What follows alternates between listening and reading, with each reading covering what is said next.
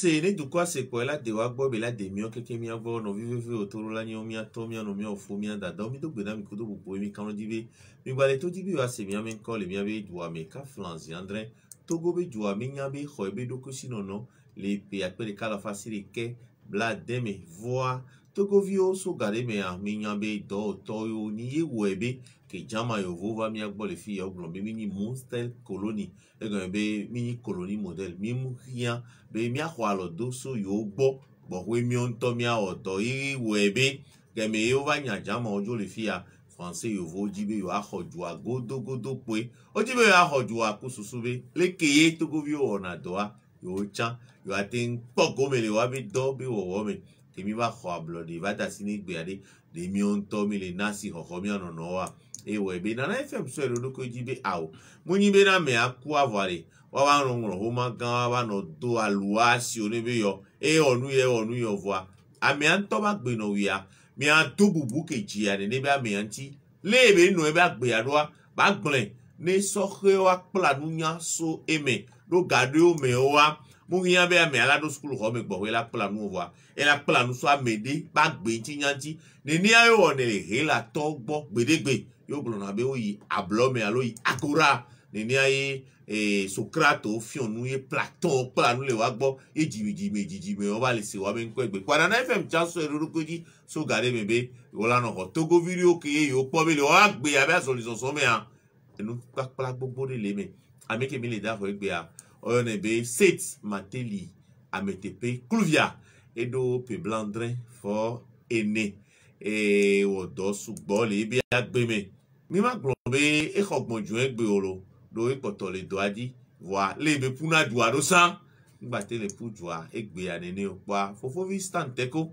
e la popia godola troll wono nti no vinu su Norbert du adi lana ye mi la pomi le Facebook di mi la gba pomi le YouTube di bi yo nyambe ata Bruno Fidelis Mesankuto 95.5 ye mi laisse bien ben coller allo il atteint c'est quand les 3w na fm.tg di mi demo ne ma do zo ne mi va me kwekwa amegan 7 mateli ametepe pluvia ozo fo corona yo leke miele megbea really me ba miele megbea la be me va na fiata ake o yi video mi ga pompo kwa e me va ape me gbo ba mi o le jilo yo ozo kaka yo oyo no be 7 mateli ametepe pluvia e ba gbo be game oji o jim le la pere kala fa se ke blan vo yin tonya enye hafiala enye agbledela wanya menyam doa ekudongo afi oji dolele de kpolejo dolele ya menye enu ma nyagu alo bemalena me do kure do ekpolejo fu pepe ke mo so dea doa pa pere kana va se ke blan vo anyi mamea Américain non doit dire du français nouveau et que non doit dire le commissaire de la République Jean Noutari et nous tient à vivre me dire et il conférence de Brazzaville le blanc de Boiton et on dit général de Gaulle yo Edouard on est blanc on est long mais il y a grande union française Togo Agbe communauté française nous y a commissaire de la République et bidji doit et karejibo jalo wa yo tsonya va mu lo wa e bidji na be eva to fukpepe d'arrêt douane répression de pour vie dans ma guerre d'Indochine toji français on va y la parole guerre d'Indochine avant au péameni oya nududu ami pletowa do Africa to efima odibe mi awe duawa e la dim dudu now la va na fi o wa na yo quoi on va do travaux forcés Akpasese amedzizizi be dɔ amedzizizi be dɔ wa o do na miatɔ be le kɔsila ɖeka mea alo letri ɖeka mea olo dɔ kɔsila ɖeka amiganu nene yeye olola nuya amidze yɔkumi be ganu nene olola atsɔna yo hafi ne ŋuti la vo ne me ne wa kɔ ekpo kple ametetere tɔ amedzizizi wɔna wo keke wo nɔ anyi kɔa ema me yiwo nɔna ta ne ŋutsua no fɔm di kanya ele bo ne va yi di yɔku do adzo gbe le mía gbɔ le agunu to mea eyɔti le kɔa eyɔkua miɖo la yi ava yi di kɔa ati wonye wa mewɔna vɔvɔ ni sugbɔ doa ebe ama kpɔ le kata ema dzi le kaka etɔnya eva lé ŋudza nuya atiketi sesẽ ɖe wa kɔndzi mele dua me kɔndzi le gbedome 8 kilomètre game dɔ asẽwo kɔkɔ yina wowɔ gbedome 7 gama kɔndzi le dzedze ɖaa ye wòku ɖe mɔ dzi ke wɔ ŋudzesitɔ o enu wɔ anyimedzesitɔ nye wa fia etɔ ali ko yɔ ne ya etɔnya ye hã ŋkɔ nye set ɖoa etɔnya ŋkɔa sɔ ma hã ma gblɔ be menye dzila menye nɔnyi kple atavi nye wo tsɔ ŋkɔ ɖoa eye wo bɔ de tita na ma eye wo dzime ya ame teƒe wo yɔna egɔme be o va dɔli tɔ be teƒe tutu ɖoa tɔnye ku ewɔ le tsã ma ade afi wo dzi mama me nɔ ƒodome le ti tɔ ye tɔnye ku ye wo tsɔ ŋkɔ na ba me teƒe fifi ye wa de tita na ma wo la tsɔ biblia me alo yovo ŋkɔ nam ye ŋkɔ yi ke wo atsɔ nam la nye Yema Emmanuel ma woli kpli mi ne yɔm be Emmanuel anyimetɔ na ɖoa pastor evana vlavo ye pastor vana mía gbɔ kɔa wona ŋkɔ da ɖe be woade tita na ame yiwo ke woade tita na ne va game ame tivi ɖe le nunya me le nuƒoƒo kɔa ne yɔm be Yema nyemetɔ na kaba gblɔ yewo bia se be kɔka woyɔna wa yɔtɔ nye ŋkɔ seti ne yɔm be seti amatɔ ne yɔm be Yema nyemetɔ ebe bɔn wonye be metia tɔ yeme ŋkɔa ye kɔ atsɔ nam ye dzi wo de tita na me ye na me tɔ setia fifia mateli aɖe gɔme mateli tɔgbunye ɖeka me ŋkɔe gɔme nye be ame yi nanya ne kpɔ egbɔ be yeli ɖe zikpuia dzi mateli ne zikpuia be ava madze anyi o ye ta ne nanya ne zikpuia be ava abe agoe gbɔ mateli ne magadze anyi o ŋkɔ ŋutɔ gɔme ma la tu fe ta fifia mateli eya wo ŋutɔ wo sɔ ne do koa ko wo aɖɔli koa wo aɖɔli ŋkɔa ye me va tsɔ mateli fifia kluvia ya ɖe ŋkɔ ke kluvia tɔgbe ŋkɔe tɔgbe nye ŋkɔe egɔme ɖe kluvia ɖe ne kluvia klu gã kple tɔwo kekea mía gbɔ ne wo dzi dzikui se gɔme bɔ ne wo le dzikui dzia eklukluse wotsɔna amea no dzi ɖevia aƒe dangbero mɔdzi abe wotsɔe wɔ eklu na ŋusẽ ɖe gamea eku ƒe ŋusẽ megakpɔ nu ɖeke ɖe dzi o eku megakpɔ ŋusẽ ɖe dzi o kɔa ewonye xɔse menya ya ameawo tsi na gbe abe tɔgbe nyea ɖoa míabe ƒome gã mea eklu le xoxo klu gã hã le kema kluvia enye enya tɔgbe nya me be dzidzime yewo sɔ metsoa ye wotsɔ ŋkɔ ne fifia ɖe efike wo dzi o le agu akplolo. La plus. Et que vous dites les pays après de calfa si les kebs là ne vont ni mais à zanke que tout dit. Nous y a le petit adrenalia, donc que lui adrenalia. 17 juillet 1948. 1948. Yo dit. Comment le blanc de revoir Enelia mais dans le tiro me quoi. Fifi et mécanique non. Un non y a Venavier, un cogné Rita, à qui m'a bon Wotsa, to Nyogbo Agbetiko. Wegbe a encore me gagner Nyogbo Agbetiko. Outre Nyogbo Gan, allo Nyogbo Nord. Un non y a comment Douboubou me toi. Bedoma adrin, il y a le doufe, au domaine. Le corps a dogo à non, Toritza. Et Toto 6. Non, il y a ça, patience à l'Ojibodi. Et il y a un Christ, toi. Il y a un mot de tango. Oji Firagbe. Il y a un même d'agbo, quoi, non, mango encore quelqu'un est sous bois. Fifi allez, Noé, donc oh, agble de là. Agble de là. Fifi allez, qu'au Dieu grand mais les agua, et game over to school.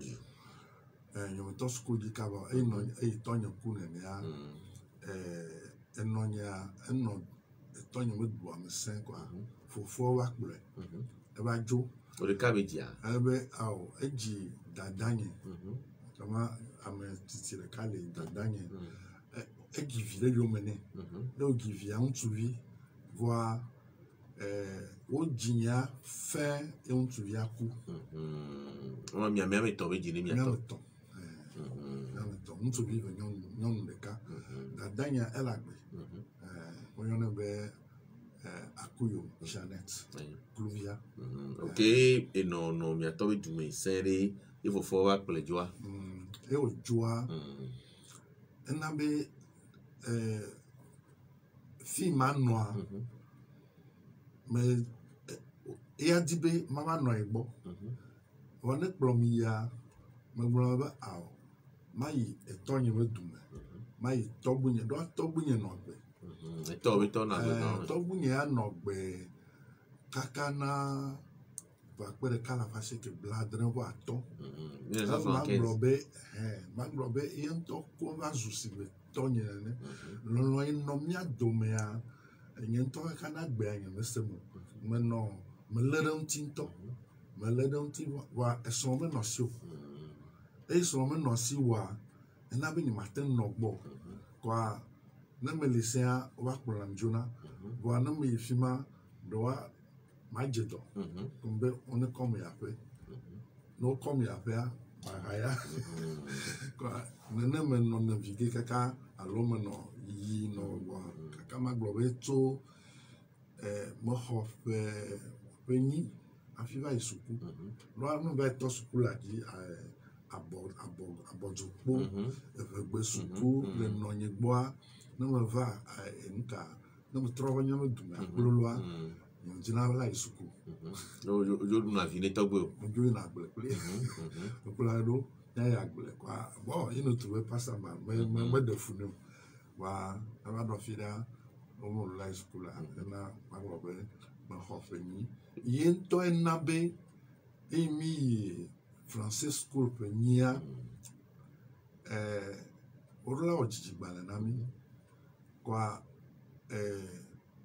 jigbala walawa maglobe état civil to so pali me wowe fana nova oyona amofofu la audience foraine oyo mofofu peu de vieux wa jijiwa na obianya no ne jila o meten block gbegbo ejegia o menyana azan kokon kwa o tona o pona ndo ahlabu alo aba me ne to asito etagodo nebe tu le to de toi o café ne donc o café a webe o ba café na ma eve to le me wa ame ɖe nɔ míaƒe dua mea eyi kateki suku hafi va zɔ agbledela ta wonɔ dua mea ya ŋutɔ dena dzesi événement alo nudzɔdzɔ ɖe sia ɖe da eŋlɔ nuwo da ɖe ye gbɔ emetrɔ va kpɔ dzigbe ŋkekenya tututu le au 17 juillet 1948 yema hafi va ke ɖe datatɔ ga amea wowɔ dzidzi womana ŋu kple pakpe ɖeka la va si ke blatɔ vɔ on va au 31 décembre 1950 aux heures wova wɔ ya tsaro ko be ne 1950 wa nu ya passeport tɔwa wɔva ŋlɔ 31 décembre nyɔnu kadzi ŋlɔ 31 décembre ne esi agblɔ be ne wo be ne vera wala sɔ epe abe keke tutu gbalo alo pe abe keke tutu kpɔtɛkpɔtɛa ne esi agblɔ yo ore me yi America gamea ne date de naissance 1950 ma wɔ enregistrement ma dagba le yameʋu dzeƒe aéroport nyɔnua biam se be date de naissance yambo le passeport la dzi ekpɔ nua be nɔ be date de naissance yambo o be nye be 1950 gba ewu choqué defune kaka be o be míaƒe dume ɖe menya gbegbo mbe nene woŋlɔe donc ezie dzi be eva ŋlɔe vɔa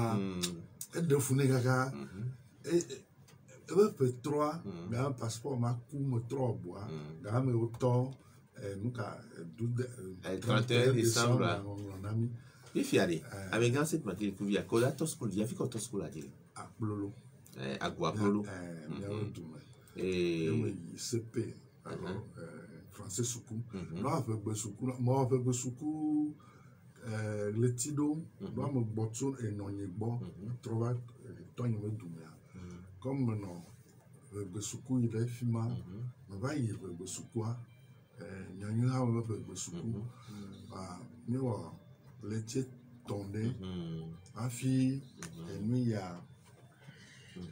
mi wɔ leti tɔn hafi o be nyawo dodo kpɔ nyawo dodo kpɔa míeyi dodo kpɔ mele ndeke gɔme se o wa wowɔ kaka be mie pase míeyi CP emi CP a ne me gblɔ sukuditɔtɔ be nui na wa ne wo be me yi suku kaka ɖo fi me le gbea sukua me gbe la me gbe be ma yi o gbe be ma yi o CP a o mo wɔ le ti tɔn ko me gbe nka o be ma yi suku agbele to de aju ni o wa sia de o be nu kala o be ma dagble donc a suku pe gbãtɔ ya nye me wɔ wa tsi aƒe me kaka bɔa eyi pe 3 nga trɔ suku la eme trɔ suku la me kpɔ be CP1 ke wa ame yiwo mi kplo mi wɔ CP1 a wonye be mi le classe ɖeka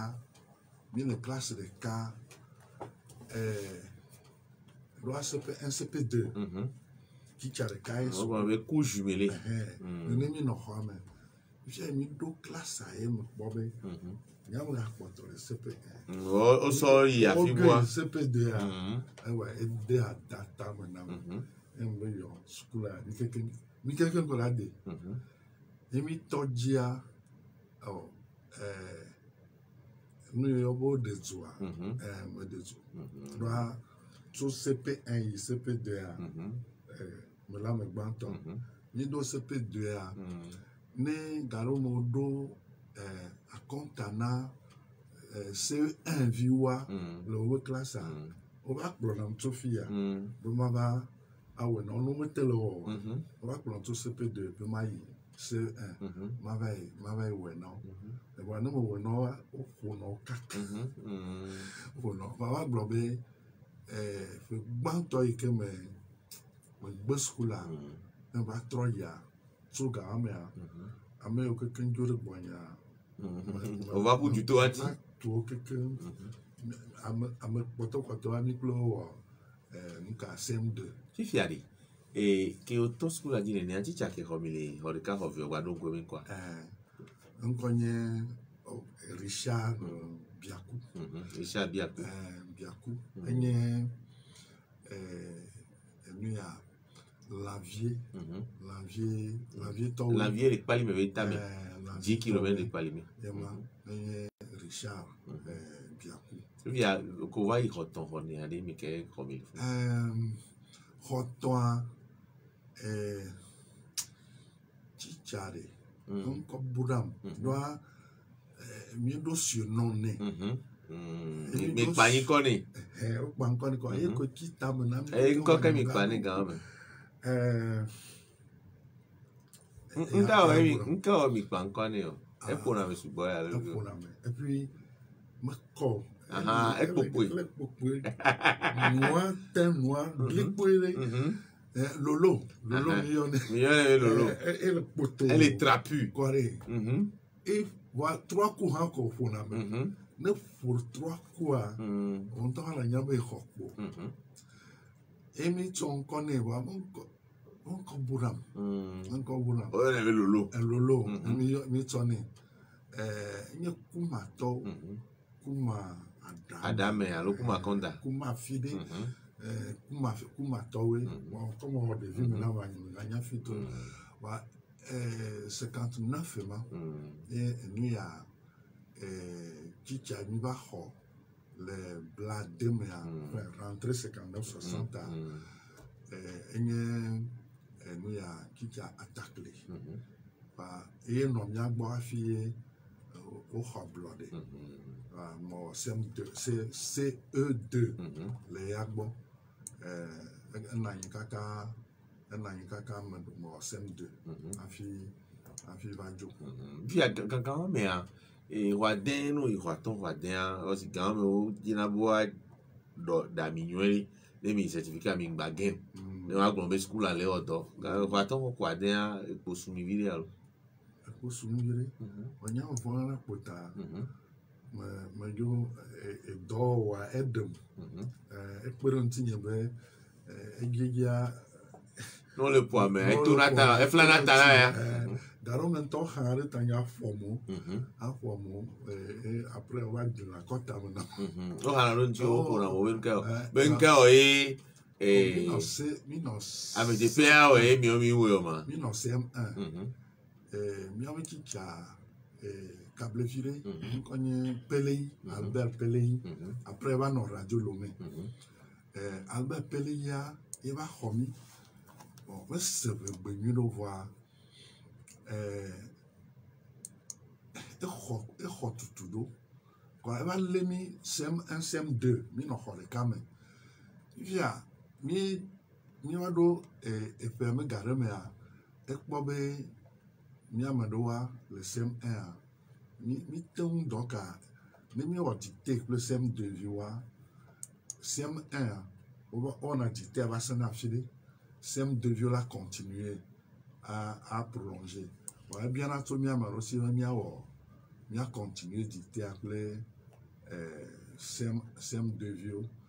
Quoi, dicter de particulièrement, donc, nous a avec Camus et texte de la mer à Oran, vu la nuit, le titre. Il a dicté à il y a zéro faute. Vendredi, dicté de contrôler. Il y a un dicté le matin. Il y a un dicté comme tout. Le gagayo veut Chichavan, on a une corrigé la dicté. Il me trouve à 14h30. Et Bojo. Faute, non. Donc, il va droit. On dit qu'on va placer un vieux. On le Bouddha, on la mofo, kaka. Il y a Kaïn gay, et Kaïn gay, qui a beau, quel est ce beau Kaïn qui est tombé. Il y a tombé, donc il y a un milliard de beau, il y a tombé, boit tout petit, il y a un troisième de vue, il y a, aïe. Donc, il y a un texte, il y a un kaka. je n'ai pas oublié, on aurait pu dicter à Chloé titre quelqu'un qui est if you are il y a eu quand même à Milano étude de test et il était préparé coup de temps qui va au CM2 aller les qui non quand même que au dicté à nous quand même on que boit présenter aux élecans et certificat il y a directeur à qui qui a appelé on nous taille on me présenter on nous taille me présenter on me présenter à un moment CM2 vieux certificat et 3 ans CM2 et puis quel au CM2 61 62 62 mon certificat et ouvert au certificat à Gougar et puis à mi dole à Guaploloa c'est à Gougar Fimaye centre d'examen et puis à mi à Guaplolo coup à Gougar avec du domaine petit domaine né 11 km puis à mise en force à zone de Kenyava 3 ans 3 bois du alumiti emi ya michi me ke gbogan o mi a de todo kanye commerçant et tout asam agugara nyamgba to asam onka mi ame o keken to aplola boevi te boevi docteur feu docteur te to onye nous a grand commerçant non nous a grand michi donc michi après mais ya que mi certificat le gbadon ku dite ke mi wa la bonne terre la bonne terre la bonne terre auteur a connu me gadon ko la bonne terre et nous étude de test ça me gadon ko il y a quand même que mi wonwa yo game gagner un balori oh gagner un game gagner on a me fait tant le fait me bien fait voir de gagner moi oui certificat 62 mais 62 oh certificat concours concours curieusement il m'a fait concours mais voilà il m'a mis job mathématiques il y a problème me va bouvirer doit intervalle me demi et me va tout contraire donc à matin me nous ouais me gay et me gay village à quelqu'un d'abord school à quelqu'un qui ciao mais c'est ta mais doit bien me yola passer et au dont le nyantia à nyanveg et me gay il rentrait doigt mais dis moi à 3 CM2 à Chicha Albert Peleya ebe imele tinyere classe donc on va classe comme yao on va dans classe pendant 1 an à cause de concours vient ni même gaba yé ndé gaba joné ya on peut donc on va bien oncle ta vigne on va zinji rabe non be mo la yi ne di mon à my collège donc à collège privé mais on va au 6e à Gougar oui collège privé là odo miawe to school agi e va zu serge à Gougar miawe toji avec mon 6e 5e le collège à Fiwage Balime via osura agwaplolo avana funu alo wachi gamea me yame la nyamo afia wachi o ne va etewachi ameregbo alo teacher de gofa wa ni a gazepe tode ala tavi tode gbo na wachi ame agbo wachi a nu ile me ko yembe menu dagbe a ni la agbe ya agbe ave wodo ni homo keke a gam mi homo keke le titon le ti ka kufa awodo ni afi aju après ava le ti ka kufa après atrova e wa ni mi la me agbo ni ami ave ti lo so na ndugu va na lo mu hi wa so ndugu Toma sanyonte ame ala pojo ndudu no se amu o ya to pe ibe a odo na me odo na me weekend a yayi aba odo ni mi ho vacances a mi ho congé a congé avec moitié la fin il y a donc à fin il y a trois village Néné, donc à compensation de mani puis comme nous on a droit même il y a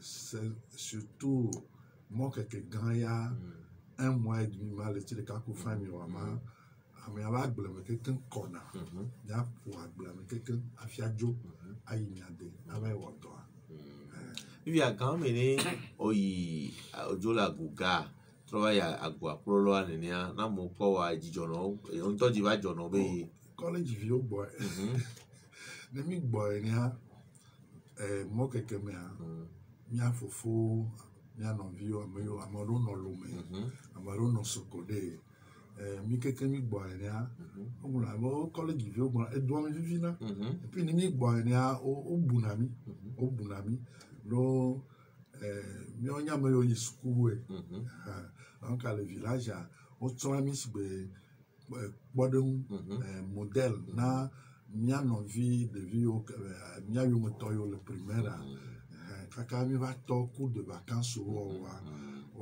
parents on a ouvert on a voulu ne de vie be on la me akbo Jarabana diameya donc mise au modèle de wa nous va gléalo regarde les fichiers ficha que o petutu gwan ku pefegwan le agua au bugara vai nka va tutu vai parlement quand mi 6e année ameyo va school comme privé ya amadoa oti o school la fi do po wa nyona o amoto TV le o te fo vo va school la yo va ne nyo mi devi no o domaine wa ma pour nous pour le school les classes bavara o voit ne kaka ne ki avait à 3 au bon nouveau mais nyeyo donc au puni na bobo et à moi de kutomia ato zuka le mi avait peur mais 14 ans 15 ans ba mando no nyo ti la o to nu wa 6e au avec le mais le do 6 mois pardon 6 semaines c'est là madame 900 mais kaka trop bon va 5e au kava wo diplôme et maintenant classe de 5e non mais ya no fille o la va na ya et me jo ava ku sigbe set nele non ma jo donc me jo ipali me maintenant non mais maintenant non wa abu school la ya et non toque if ya ko jo ipali me ameke gbo we no le pali oh mi ipali me mi popo mi haya ho mi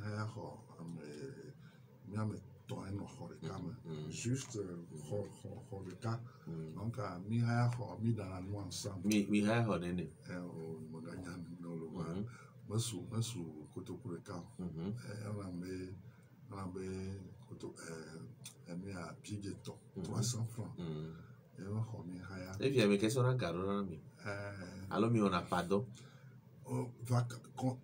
moi quelques gammes mi on a pas mi on a do le mi a to agblemo mi on a pas comment ne rentrer droit on doit garder le gouverneur voir Jilawa au pona mi anjiro da wanya particulièrement kanya non différent ma globé camarade alors non vini yo kemi globi no homea o adere tonye ego be gila o ke to be ino ojo e to ku amede mu le leke o a e wa hon lo o dono alo todi ya me gasaga me o tona ga no mo don ku mo nuka année scolaire de ya 100 francs ye ga o na 100 francs 100 francs ye ga o na toute l'année scolaire donc à n'y plaît à me yo no homea onya ka webe mesubona o mi ona nga home kpokplo home jajira lo to oh avec la pratiquement nyame no na tebe one bia twasi nya fi ni ntomo wana bon ba agbon na gabe nyane no no da noa o mi teken ko e awon bina da na noa ja noa yo me na si no we le so gava ma o do ma me na si me agba ada nkeke mi wa gabe ke mi a devia me ton vele ho me wa gbevu o we nya melio kafla nyame no mo me de suku ka do no ya mo BPC mo BPC a me joba no lo me ba o pe gbalo de ka ni me school après on va trop ipali me ba o second mo ke ka kafla nya nyomu je ne connaissais pas la femme et nous ya mi pa mi no home ha ma le ke ha mo pro no mo va home va won et puis quel beau brevio 66 la débordé et puis quand mais anti chakawe homi quand même wow ma ya privé maintenant privé maintenant on va ko va y parler mais déjà privé tia privé maintenant oh ma donc chicha oja américain donc pouvoir écoute le aussi Emmanuel ni pele tikoto François le nom de famille à Boulan il y a tout homme on va former classe de 3e au 4e au hondo classe de 3e il y avait teacher directeur on connaît de Seou et Hamga les fichiers il y a Kobe eu collège privé quand même il y avait collège à l'école on quand même mais pas collège officiel me mai moi et moi pourquoi et des fonds na ameme lantio ma tempo kaka grand mais 66 o na ameme lantio ma tempo mo encore mo ka ni me tempo mo la classe de 4e ma privé na yo be Union des Plateaux et maintenant bon me bia rentrée suivante à Union des Plateaux Evagba doit directeur à Tsoga Kekenjo donc Kicha Ojo et Kicha do ce soir on va classe de 3e et mi classe de 3e il y a un donc kusuka mon contour on mi classe de 3e il y a égaré que on enseigne moi tout ce qu'il faut donc on a tout ce qu'il faut voilà Chicha on doit Chicha mais na school là onyana no nyama trona onya ka garome ya o hanyam no tro onyana buta me ka be le ke mo ka atten terminer school là on ka jour ya you me dit que ma blogwa no elle si no na gbevu wa nu nenyo jour bien va wo voisin y avait quelque quoi et on sort quelque ya va y school là et school là on est pas directeur là Anthony be nene wa gona be ame le tote pe na ma be ku on y a la pa me da on est choqué mais ame aku waga ame afrigo on y a le kama no ame aku adi mo agbe se ka mai mama directeur abo on est do si dongwa yo adam le pe ntinye ba kon yo mo se wa y taro ku nyaro ku nyobe no da me pe ntinya ma va nyo ma nyolo e va jo kwa et me do quelqu'un sur direction si vous me dans village là quand il y a mon bonhomme quoi trop il y a peu sur quelqu'un sur une amie donc fait agber il a le trompe nga trop quelqu'un trouver tout moi sur inverse nga mo dango mo no kan lo poussière quoi nga rescula mbo be mo boga boga o diamia wa no jaba o choa ma gbulo no mi ayilo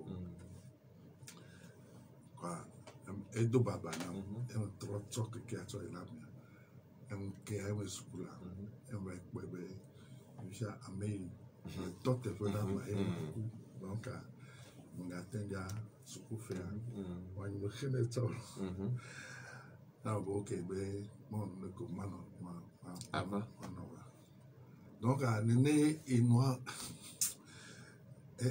non va donc quoi me dalakpa ba so jirando et au demonam wa school en temps va ya va pobe classe de 3e minoa va pobe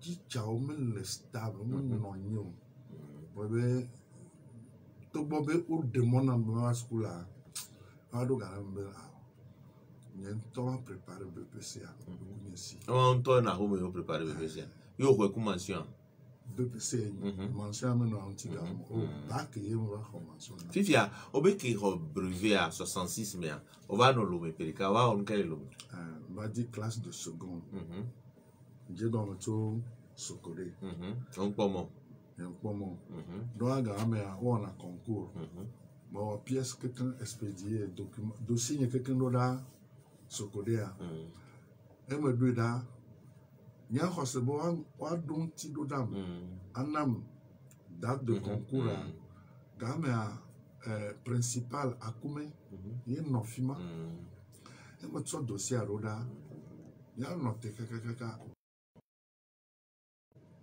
et ce nous il y a 2 semaines je me demande que c'est puisque radio village a amené des cas l'homme fait aussi que radio radio même les wa et moi c'est avis communiqué concours plus tard pardon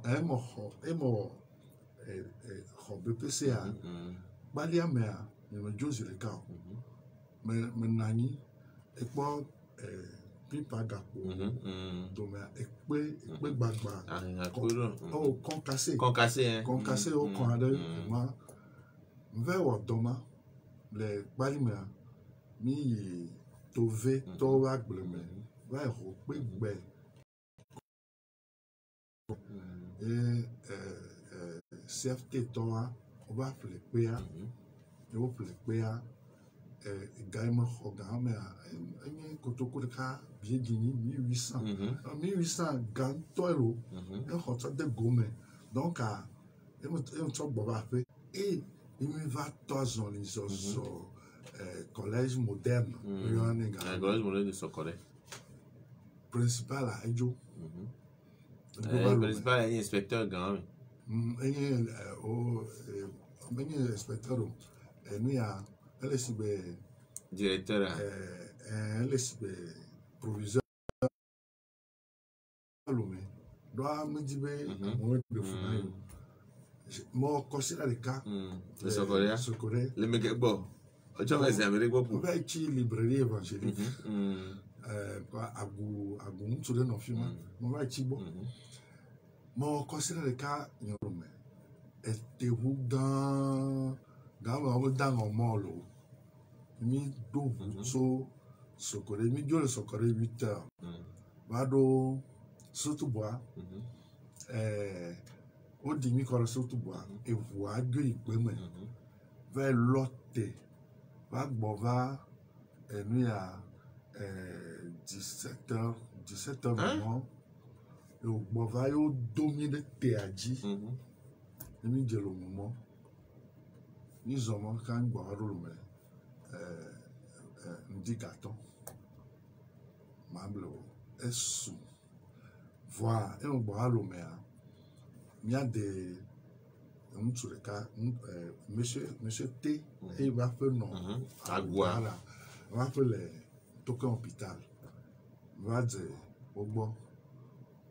Et me tous on les autres, lycée de Toquin, collège protestant, collège Saint-Joseph. On est au fond de collège protestant. Également là, si. Mais. À tout ce coup-ci.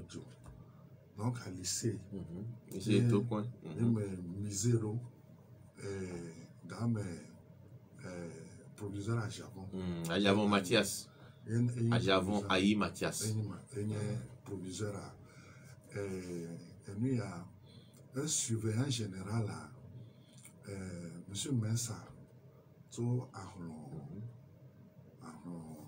Sassan, je crois.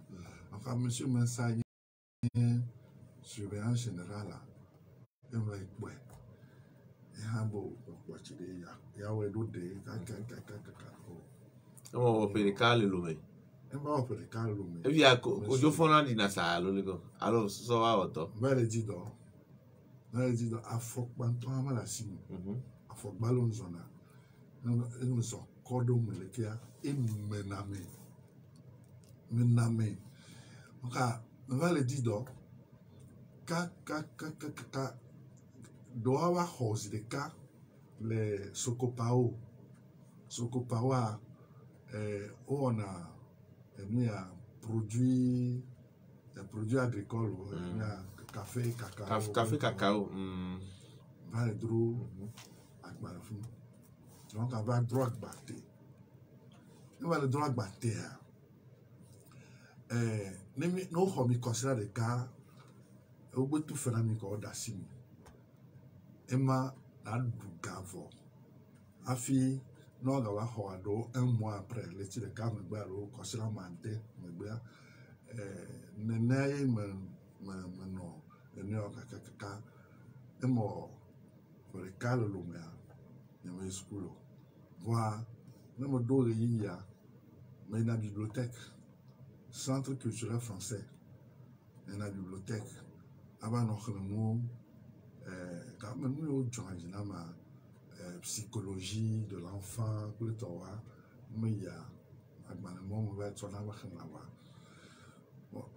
ni menya nuit ta veille moi joindre na va là non au groupe de canadiens ça dit ça il y a qu'au groupe de canadiens quand même no nyabo va tilomé enya ma kilomé on nous de canon no ici be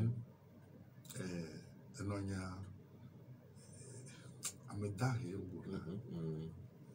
e wana to e denagbe voir bon toreke faut avec le va voir Amérique mais s'occuper nous tu yo ko na va descendre nous na su voir tu a eno nya wana to ka do yo ko no nya wa adagble ne be dagble agble ni ko a khona agble ici donc eno nya va lugar me ni wa dum to ha et deux donc ane gam nya va kilomètre ne me wo enu ya on va droit batter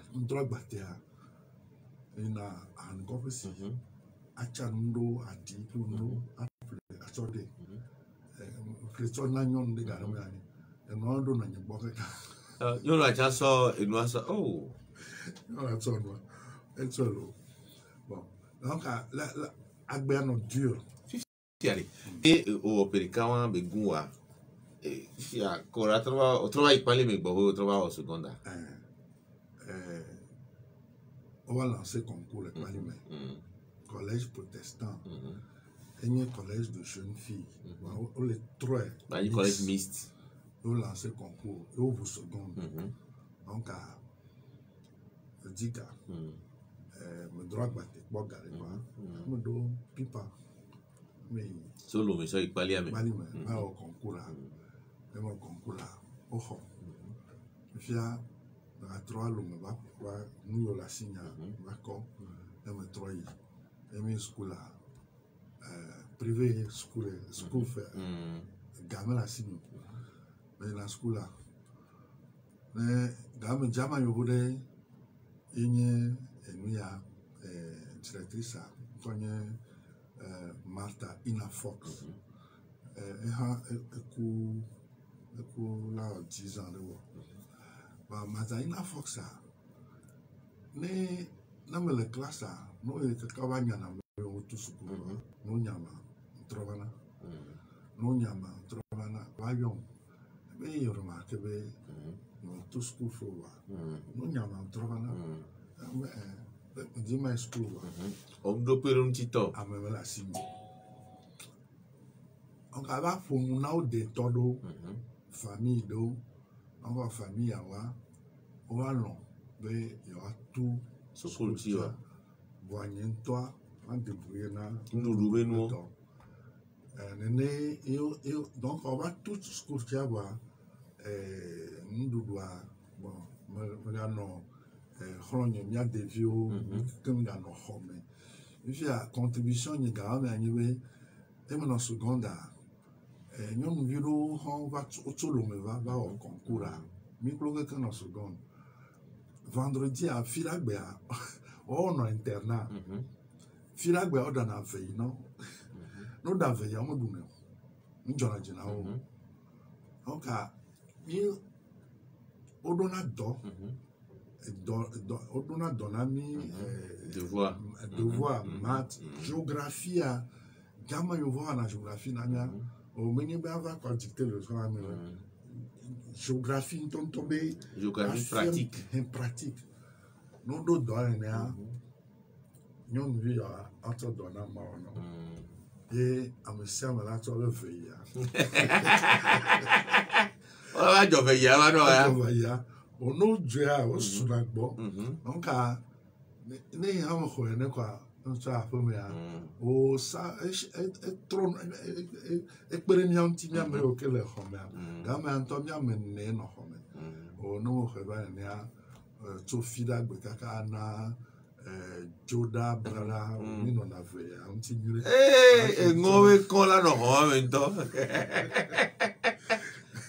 ali mi to na ke pote wa o mi onto mi débrouiller na da o vendredi a me sa pona vendredi midi, après-midi quoi. Il y a au seconde, première, terminale, les palimères. Seconde, comment? Et en seconde, il y a là, au niveau classe de première, il y a trois l'homme, collège protestant, avant classe de première. Et il y a en seconde, bien que premier de la classe. Oui, premier. Va amener la sio. Il va l'homme. Il y a pas collège protestant et me dit bien ce jeu là, jeu donc il me rentrer en temps quoi comme me doit directrice et pour nous na directeur de Nanya mais moi maintenant et au troisième, directrice à troisième, ma fille à troisième les collèges. Donc à me trois collèges comme enseignant. Me fille nous a mathématiques, histoire, géographie, sport, sciences naturelles. Les classes au sixième, kaka vado quatrième, il y a mes troisième zéro mon troisième année, on va de sixième en quatrième, et me trouve en noir, et me toji kaka après moi me fille 3 ans. Péton. Et moi au second quoi, on va au premier, on va faire un péton. Donc à première année, il va en New York. Deuxième année, on va en inscription. Et moi, inscription. Candidat libre. Cours par correspondance. Le lycée de Vanves en France. Bon, moi, inscription un peu tard. Donc, moi, je pour la revoir. Tout mars. Le matin, tout en New York. Donc, elle fait ton lien, mais. Je me recommence cours à rentrée. parcours par correspondance à MO. MO y proba. Balime. Série C. Wabikle, dans le lycée de Bodja, il y a au bureau. Donc, Amado, non, lycée de Bodja, non, classe de première série C, puis série D. On était des voisins à la première. Et nous, on a Ya dansé. combien on adore? Bon, gamme, on est d'acré volé. Quand les protestants. On est d'accord. Et mais nous a proba candidat libre. Voilà. Et nous a série C, Bali au centre. J'étais quand même deuxième. Un certain Kouevi est un premier de. Oh, il candidat libre. Ouais, deuxième. Les séries C. Donc, il m'a proba un trois lomé. Un trois lomé. Va au collège protestant. Pas comme élève, comme maître d'internat. Donc, comme maître d'internat. Ah, non, pas school vieux, pas mais a dit. Donc, je suis logé à l'internat.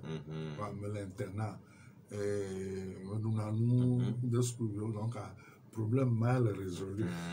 Aïe, allez, Didi. Et nous, on va continuer coup par correspondance. On va bien collège. De temps en temps, mais il y a cours de terminal Sévio. On a cours de jour. On a devoir de SIAD. On a devoir de SIAD. On a composition, tout. On y met d'internat, on a composition pour on a composition. Nabe Emigali Bakari. Collège avait à présenter. Je fais candidat libre. Donc, candidat libre. On va au bac avec mention. On y candidat libre. Au bac avec mention. Seconde top pour ça. On y première avec Wamento. On y terminale avec Wamento. On va au bac ou mention. Banque série C. Mention assez bien. Et mention assez bien. Histoire le petit. Bientôt, je visais la mention bien ou très bien. Quelque chose comme ça.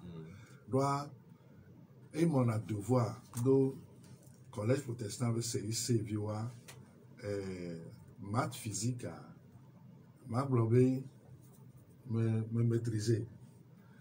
Bon, et mis examen, nous, ce qui m'était arrivé, les concours d'entrée en sixième, concours de bourse, et pour me dire que là, mis en physique, je m'étais trompé d'une formule. N'avait me descend physique à tout comme quand nous voit avec la formule résultat on a faux, mais le raisonnement était bien. Il y a 7 sur 20 bidji kaka. Donc il me forcer moi pour me décourager un peu. Je ne voulais pas aller à l'oral. Je me dis ma va y oral. Malgré ça, il me continuait à bon, on va rattraper dans les autres matières. Maths, philo. Philo me réussit philo, dissertation, mais ça m'a obligé à aller à l'oral. Quand même, je me 12 mois. Maï d'emblée. Donc, je 11 mois. Mais je vais passer d'emblée. Je vais 11 mois.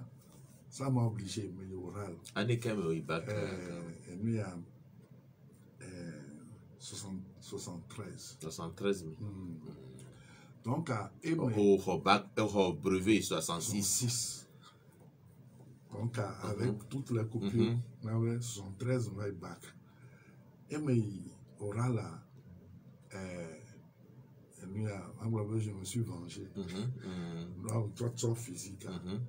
Trop physique. Quand il y aura là, différence de points. Donc, comme recette, les écrits, on va être bon, à maintenant 16 mois après, elle va de 2 points. Elle va 14. Donc, différence à sous. Mais différence de 7 points. Coefficient 5 à 35.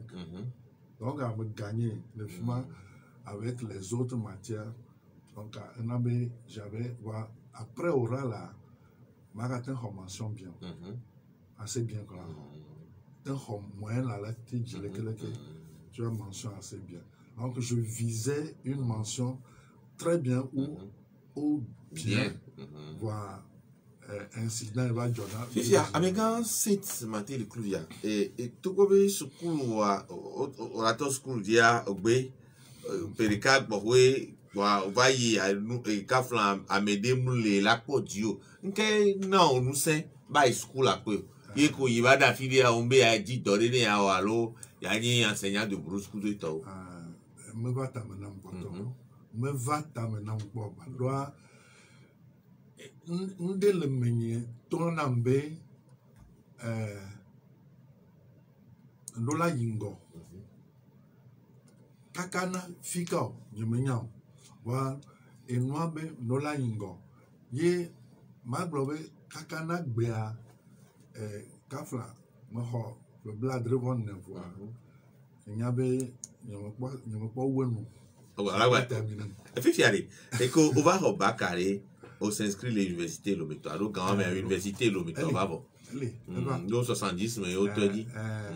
Donc, à 73, on va y MP, maths physique. Maths physique, l'université Lomito. On dit aussi, le collège protestant avec toi. On va te dire, mais. Maintenant, et me va une inscription universitaire, va dans la cour. On va faire dans l'école protestante. Donc, j'ai enseigné peut-on que moi et moi université elle va me dire donc il t'avait school au béaki c'est au béaki donc il school voir qu'elle va en mathématiques dans les doit avoir une bac tout mois d'avril en Valais par lui de l'homme par lui ce sénateur et l'encaka et me haya bonjo subo donc à me bonjo subo maintenant physiquement mon faible la feedback quoi et mon bac après bac maintenant très très faible voilà une semaine après alors un mois après faculté de médecine Miku et moi docteur Akerubu paix à son nom avec les deux cliniques ma obédroit Miku au terminal Miku au bac donc wow et aïe faculté de médecine yo MPA MP if ya MPA et ma licence ma licence que c'est 3 collèges protestants comme à plein temps on va les filles nous ma fille va et moi on demande mon inscription le France Grenoble mon inscription le France 3 universités on répond Grenoble, Paris, Poitiers. On répond j'ai fait le choix il y a Grenoble il y a Grenoble ouvert maîtrise les maîtrise DEA donc doctorant quel on va au doctorat au maths pur avec convenu maths pur parce que maths pur maths appliqué maths pur justement mais l'appliquer dans l'industrie nous n'est que directement donc en maths pur soit dans nos recherches alors on y chicha mais amé aucun me fie à moi sous gamme ton fier collège les collèges protestants les balles kaka mia amewa amewo va zu amewo va xɔ licence va zu teacher si wònyi nene surtout gawo nɔ collège protestant ame ha nyekplo sukuruviwo trɔ va nye abo collègue o. donc awo hã eyo nufia débouché bubu ɖeke mele be nukua fia kaka yi retraite o wa pour moi c'est comme une impasse. Fifia couvert au DEA diplôme d'études approfondies les maths pures mais et o ka o mti o vode o gbajo wa gbo wa ho yo vode ari nu ide funa no yo vode anyi be ekpo be nenya mebwa adide kemele aklo kaka na zuyo nega le komti kaka ha amebwa ko nenyo voa le yo vo bona mebwa me dans la funa marolo onye ya jenshi no me le togwa american ya to na be me ga no fio togo manyi gba keke me do she no me le me nye tu me vi voir yo vo dia aka nous virer surtout campus ça nous choqué me nye dès le premier tome roi ni nous virer le que grève ou bien nous a quand même revendication ouvrière ou nani ou bien et d'or chômage plutôt wa des gens qui se tournent vers pas trop nyanti mais amejuro va le hotora aussi amejuro le opportunité aussi plutôt wa et de na funa quand il y a school de plus donc va tout nous faire les Université de Grenoble. Toi, et mon DEA comme chargé de TD en mathématiques, mais dans la faculté de sciences sociales. Là, on a travaux dirigés. Voilà, travaux dirigés. Nous avons rédigé devoir à TD, mais on l'a oublié. À chaque fois, on prend sur la mesure de il n'y a pas de secours qui et je me pas à venir le rodeo. Donc il y a non gal de caca non gal les caca il me gaz au fond. Eh bon, ma que au doctorat là qui va trouver l'option l'université Lomé. Je me dis ben et aussi ben une voie sans issue. Et mon gola, tout ça, et revoper mon les yeux. Et là, avec tous les dodos, polo, affilé. Doit, ne me effectivement, qui tient le roi, et yo, ameyo, fiam nous, le campus, et Nico, de mon tour, mi gatroy, Grenoble. Amanova au doctorat d'état. Donc, micro que comme une firme, ou recommander, ben, n'aime pas l'homme, Majova no, campus, on affirme, matin. N'a continuer en recherche. Recherche dans le doctorat. Ah, doctorat. Ayons baba, m'inspiré. M'inspiré, doit, nous boubounon, fait filer là maintenant. Et il me fia noir, me trouve 82, me boit l'homme. Maintenant, me fait fier quelqu'un. Ouais, fion le micro. Collègue protestant. On court au collège protestant, qui vire. Un droit, bourse, il me croit. Ramé, l'église a une bourse. Bourse fac et voir. L'église a eu attribué au tonam. Donc, quand je me tire à gagner, mais peu d'ontio. Et bien, bourse, yo, so yo, voté.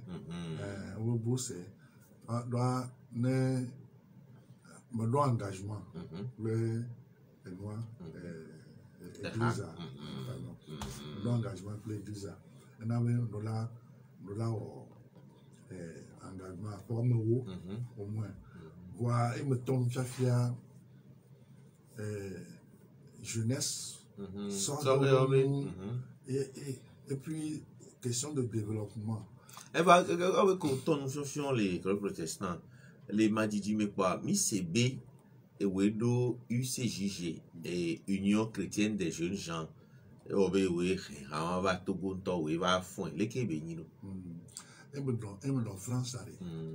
Vacances mais on a adoré centre UCJG. Il y a centre de vacances. On a des vieux, on a un groupe, donc pastoral des jeunes. On a plonge, on a doré cuisine. À quoi un peu tôt. Donc on a vacances pardon. On a nous à la rentrée, on a gavé là. Quoi, finalement centre UCJ, ne gambe wa doka me do temps de repos, mais il y a une bibliothèque. Une bibliothèque, finalement va ton a meilleur marqué, UCJ, John R. Mott, et me gangamawa, me to, il y a une histoire plus longue. Idéal que non sous-menao, nous non sous-menao, afi yewo odo et moi, UCJ au Jolly, Angleterre, Londres, de par de Calafani, blanc, voir ne mer. Bon, il y a tout ça. Nous manque qu'à inspirer tellement. Mais Hadel l'inénéa et Georgina, ça m'a inspiré. Et je me souviens qu'on avait me bova, vato et d'or de genou, vato d'or de genou,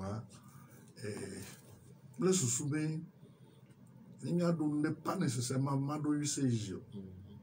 Il y a des genoux, doit UCJ de contexte, le parcours de Calafani, blanc, de 1844, et une industrialisation de l'époque, l'Angleterre. Donc, contrôle va à Gangan, voit, et on est drainé, soit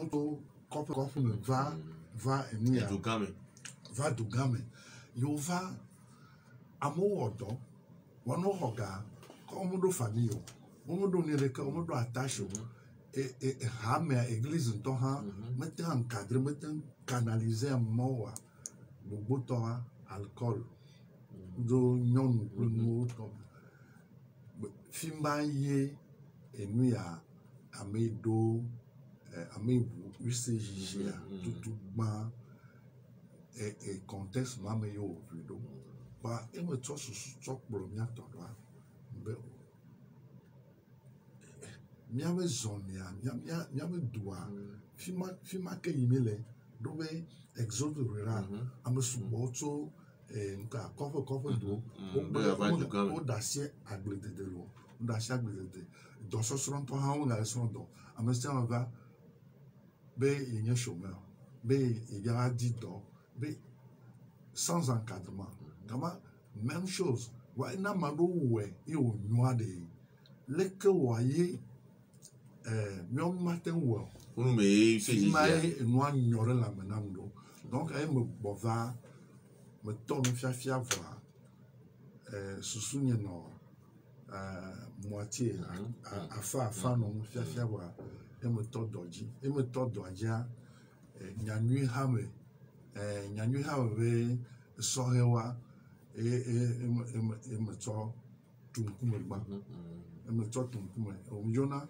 Me fiara nuto joda kakado fida ne me pare classe gaeve quoi doa jo me y intérieur ma niento ma dobu ay intérieur aposo me bali me ina sokode ka ikara la pour na genou ka fi maye susu avaroye UCJ. Et moi, oui, UCGB, Roubangla, tout dans les Togo. Le secrétaire général, le UCG version que les doit mener do UCG, et Jama yo vous êtes hoga mais Jama on nani, nos mission de Brême, et que vous UCG voit Moi, quelqu'un, ça fait partie de l'histoire. Les Koumele Sigbea, oui, trop ça yo no, t'as eu ce j'ai appelé. Maintenant, tout, ma gloire, secrétaire général à 87, 1987, pendant 2004. Et moi, avec opération jeunesse bâtissons la cité. On sort de la bébé comme do, on sort de la bébé avec tout le monde. Pour en 92, mais pour en Anigba, quand on de Kajet Bevon, ne wa doit l'on dit, wa y toré au toi. Et au projet en gagne. Back baby central, avec tous mes collègues, mais quelqu'un n'y a Back baby central, Anigma, il n'y a pas d'Anigma, les doigts me tombent, Back baby Baja, do TVP, voilà, et mais il y a ma Anigma wa, doigt me tombe, quelqu'un n'a pas Anigma wa, et il y a une bague. Donc, à émission, Anigba ko yo so family to mo carry jin to ham ya to ne ko wa emi to ya asido emi to jenwa go ni ho financement no ho ga to ma le ke bo emi to asido ya mi demo piste ni to moto gere Anigba me asimi to we emi mi va au camp jeune au camp les 89 mai, il me sort tout magasin. Mi pas d'aglo. Comme projet au niveau de Tamenamia, mi tout magasin, mi garde d'aglo. Mi canois, magasin mia, c'est comme ça. N'ai idée à tout. Là quand on va sous, mi on y est. À quoi ça va bien si je vais te payer, mi c'est bien pour une amie. On t'a ouvert bien mot. Madame Sima pas que le cas. Mi on demande mana pour me donner mon ami.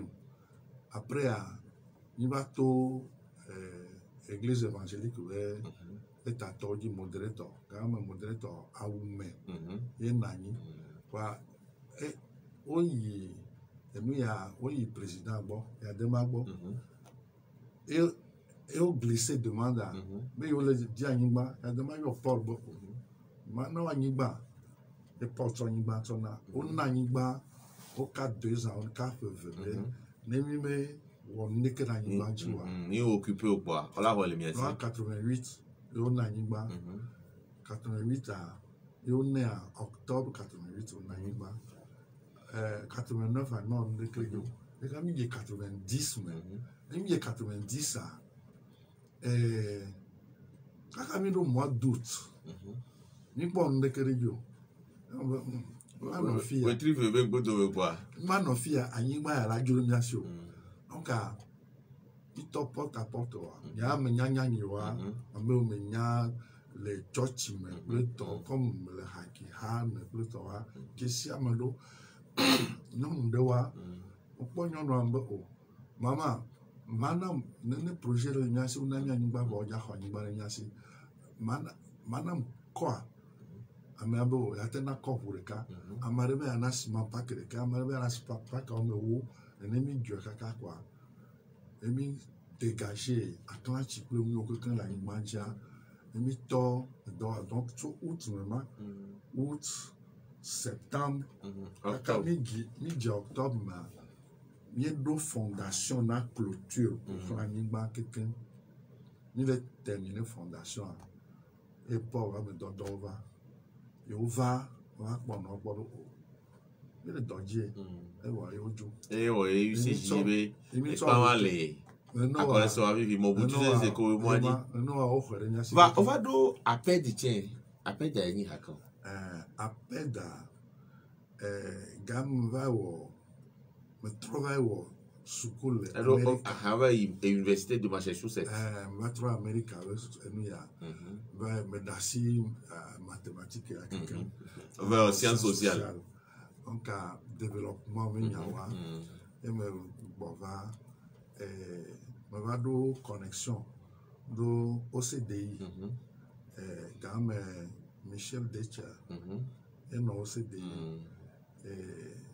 quoi et no promotion on a approche de nous on veut former pour transformer donc à former pour transformer mia UCJG le OCDI il va une formation les Dakar va avoir formation au niveau continental quand il va toute formation de les filles approche et une approche mieux que les sociétés va zoner le développement pour le temps que tu as redada pour le temps former pour transformer une approche mieux yegimi toi va dire les Africa quelqu'un réseau de les et ADEN African Development Education Network nous n'y tombé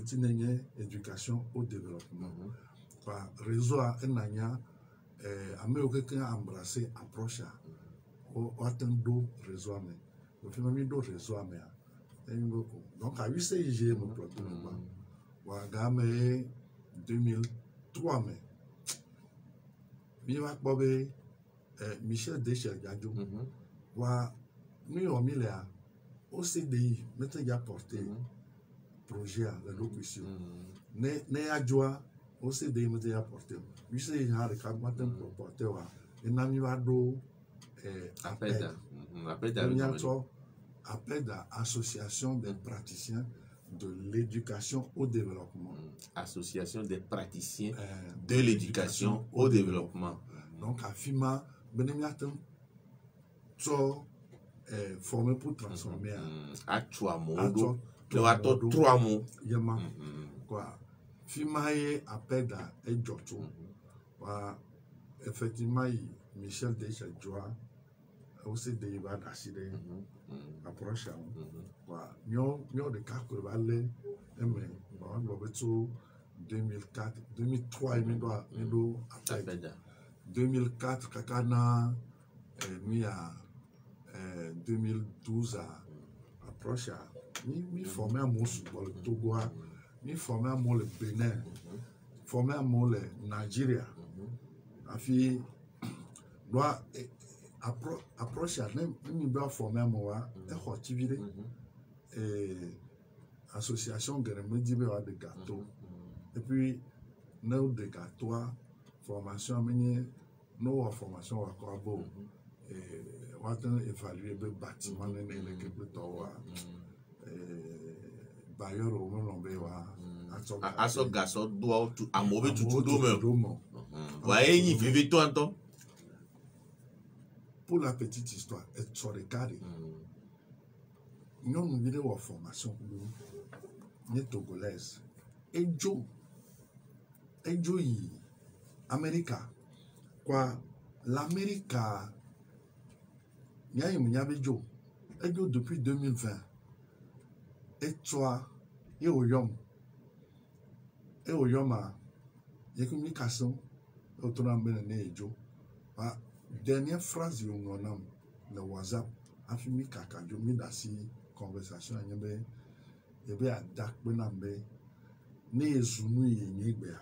c'est grâce à moi, grâce à la formation formée pour transformer mais et tout to et votre origine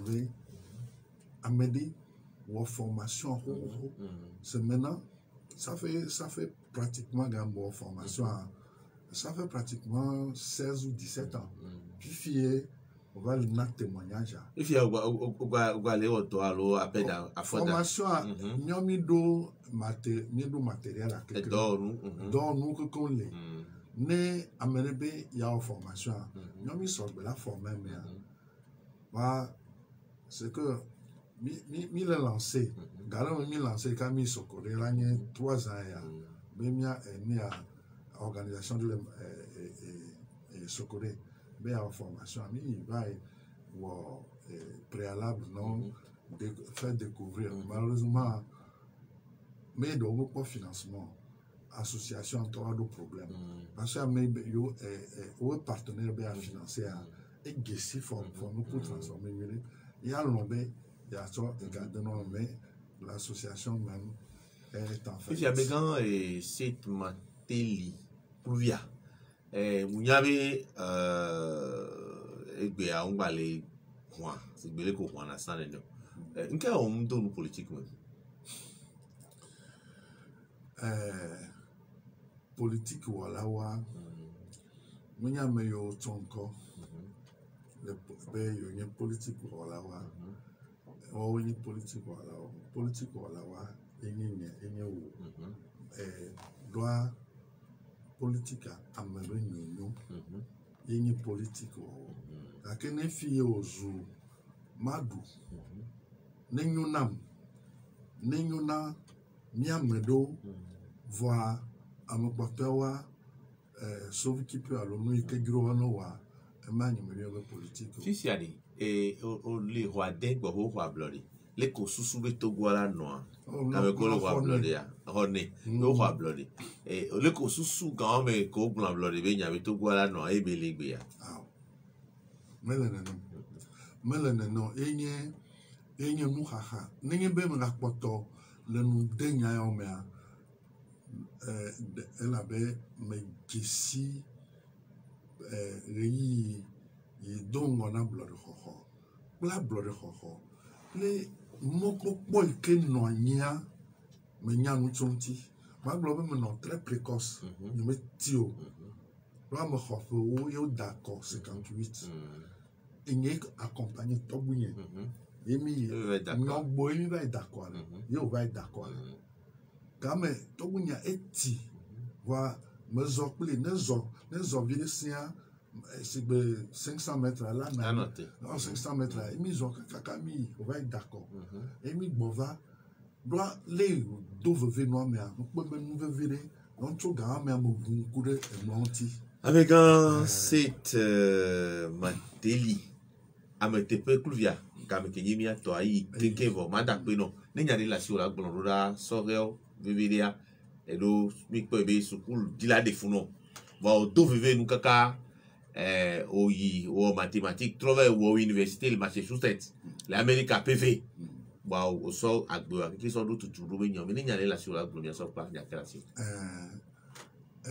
nyare kai la si nyembe ne oyo enyatire be development lo ngo de dia nu iji ono nyilwa yenye tutudo ne menlo be a hot tutudo no menna tutudo wa matin akpomona development mi da pene mi ameke we do tomi le pepe kudo jipea no vinu su stante ko la popia kudo tro le wononti no be ju adi na mi pomi le Facebook di kudo mi le pomi le YouTube di mi yo nyabe ata Bruno Fidelis mi sa kuto ni to hono de moi nke kenyi gbele ki ami agbadoko bye bye